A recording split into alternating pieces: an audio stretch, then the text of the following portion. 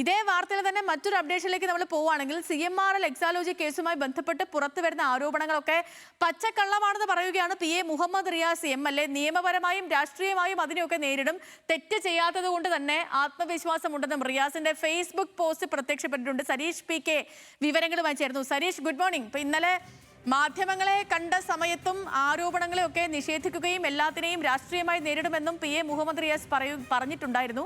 അത് ആവർത്തിക്കുകയാണോ ഇന്ന് ഫേസ്ബുക്ക് കുറിപ്പിലൂടെ അദ്ദേഹം വീണ്ടും?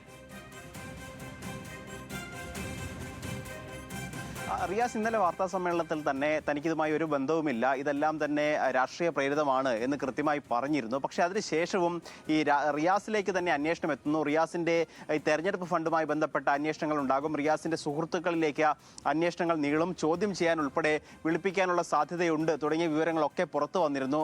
തൊട്ടു പിന്നാലെ പിന്നീട് മാധ്യമങ്ങൾ പലതവണ അദ്ദേഹത്തിനോട് പ്രതികരണങ്ങൾ തേടിയെങ്കിലും പക്ഷേ പ്രതികരണത്തിന് തയ്യാറായില്ല. അല്പസമയം മുൻപാണ് മുഹമ്മദ് റിയാസ് ഇതുമായി ബന്ധപ്പെട്ട് കൃത്യമായൊരു ഫേസ്ബുക്ക് പോസ്റ്റ് ഇട്ടിരിക്കുന്നത്. അതിൽ പറയുന്നത് ED അന്വേഷണവുമായി ബന്ധപ്പെട്ട കാര്യങ്ങൾക്കെല്ലാം ഇന്നലെ തന്നെ വിശദമായ മാധ്യമങ്ങൾക്ക് മറുപടി നൽകിയതാണ്.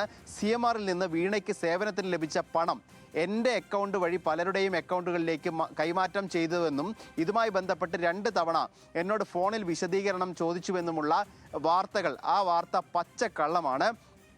ഇന്ന് വന്ന വാർത്ത പ്രസിദ്ധീകരിച്ച മാധ്യമങ്ങൾക്കെതിരെ, അസംബന്ധ വാർത്തയ്ക്കെതിരെ നിയമ നടപടി സ്വീകരിക്കും എന്ന് അദ്ദേഹം തന്നെ പറയുന്നു.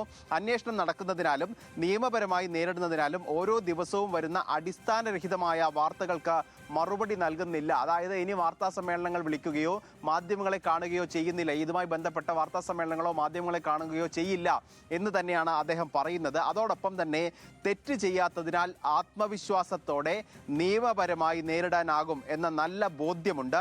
ഇതിന്റെ രാഷ്ട്രീയ വശങ്ങൾ പാർട്ടിയും താനും നേരത്തെ സൂചിപ്പിച്ചിട്ടുണ്ട് എന്ന് കൃത്യമായി അദ്ദേഹം തന്റെ ഫേസ്ബുക്കിലൂടെ പറയുന്നു. അതായത് 2 കാര്യങ്ങളാണ് സൂചിപ്പിക്കുന്നത്.